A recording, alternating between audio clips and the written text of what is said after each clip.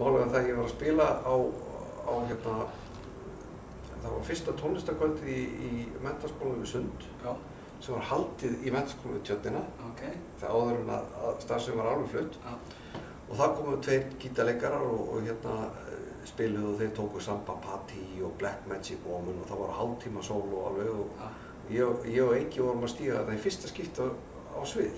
Þið voru semst að spila það? Já.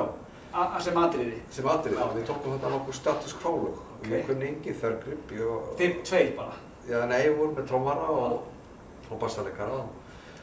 Og svo við tókum okkar sjó og svo kom þessi gæjar á svið og þeir bara tóku hálftíma, þú veist, sóló, hérna, bor og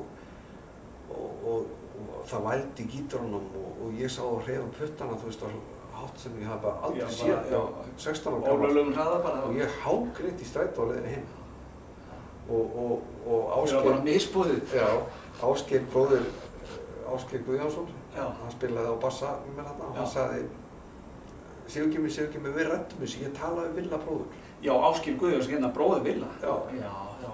Ég talaði við Villa bróður og ég fekk að fara í tíma hjá Villa eitt vetur og hérna, hann var bara frábær kennari og hann gaf mér svo góðan tíma og sparkaði mig bara af stað. En svo sé ég sko hann í raun og veru afhentu við boltann og ég sé samt alltaf eftir að ég átti erfitt með að fara þessa formlegu leið, læra nótur. Ég fór í tíma hjá Páli Eyjólfssyni og fór í tíma hjá Eyþóri Þorláks, Páll Eyjólfsson og var hjá honum heila vetur og ég var farin að spila svona 4. og 5. stig á klassískan gítar. En málið var bara það að kennararnir spiluðu lagi fyrir mig áður en ég fór heim. Það var að síðast sem við gert í tíman, svo skulum við taka þetta í næsta tíma og kennarinn spilaði lagið og ég fór í strætó heim og pikkaði lagið upp eftir minni og ef mér tókst það ekki þá var ég í vondum málum í næsta tíma því ég mengaði ekki að læra nótuna og þú veist sjálfur hvernig ég er í dag. Ég get það ekki ennþá. Nei. Ég er svona að reyna. Já, getur bjargað þér. Að ég sé mest eftir þessu og að hafa ekki nýtt mér þessa möguleika sem voru í boði að mennta sig og þróa sig og en það fara vist ekki allir sömu leið í lífinu. Nei, ég meina það er bara skemmtilega. Það er bara einhverja leið sem, þú veist, enginn okkar fer sömu leiðin að. Og ég ætlaði aldrei að verða hljóðfæraleikari. Ég var einhvern veginn... Var það ekki svona inn í myndinni? Nei. Þú veist, ég var alltaf ákveðinn í því að fara í háskólann og ætlaði aldrei að verða gítarleikari, sko. En þú varst viðskiptafræðingur, ekki? Jú, þetta er samt öllum tíma mínum ég að spila gítar en ætlaði svo ekki að verða hljóðfæraleikari. Nei, þetta er svolítið sett. Það sýnir bara hvað tónlistins togar, rosalega. Hvað var það fyrsta sem hérna, sem þú heyrir í gítarleik sem þú vilt virkilega, sko, þetta langar mig að gera? Var það þegar þú heyrðir í Villa og hver annar var að spila með Villa?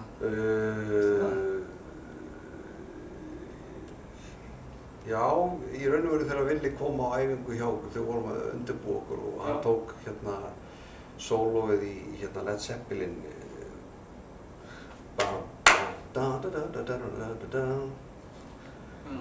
Whole Lotta Love. Whole Lotta Love, já. Og það svona kveikti í mér og ykkur fannst það náttúrulega bara vera out of space þegar hann algjörlega, sko.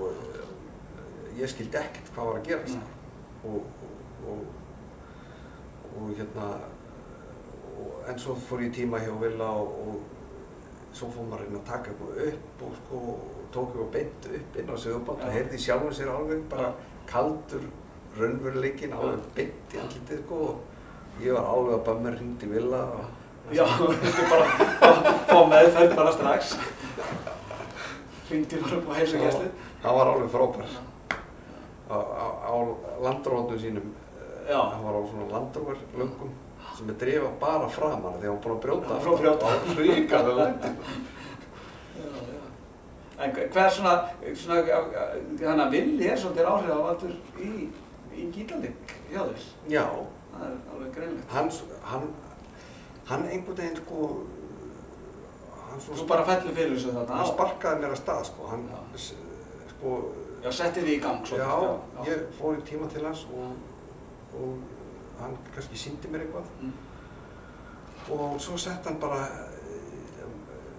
púða yfir magnar hans og svo fór hann að tefla bara og þangað til að það var eitthvað búið að gerast. Já, þá kom hann aftur að verkinu. Og ég meina sömu tímarnir voru svona og sömu tímarnir voru, þú veist, að æfa skala og svona. Þannig að hann hjálpaði mér alveg rosalega. Ég var endalaust þakkláttur fyrir það. Og frábær gítarleikari. Já, mjög. En sem sagt ég man eftir þér í hljómsveitum eins og Start og þú varst nú í einhvern hljómsveitum á undan.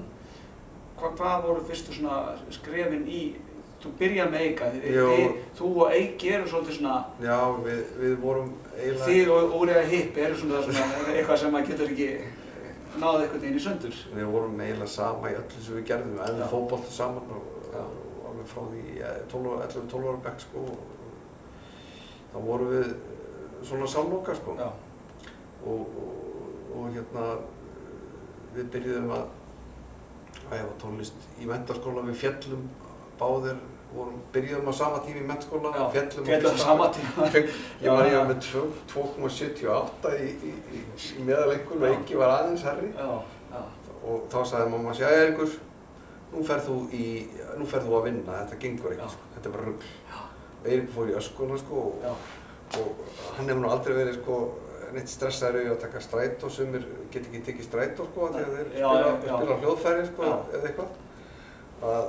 En hann fór í bæjarvinnu og hann fór í öskuna og hann rúlaði þarna með kamelsíkara til að nota kjattinn, þú veist, með tullutar.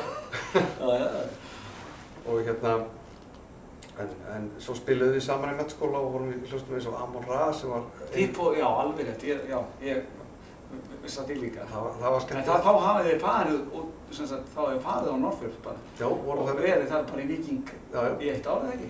Voru þar í 4 mánuði.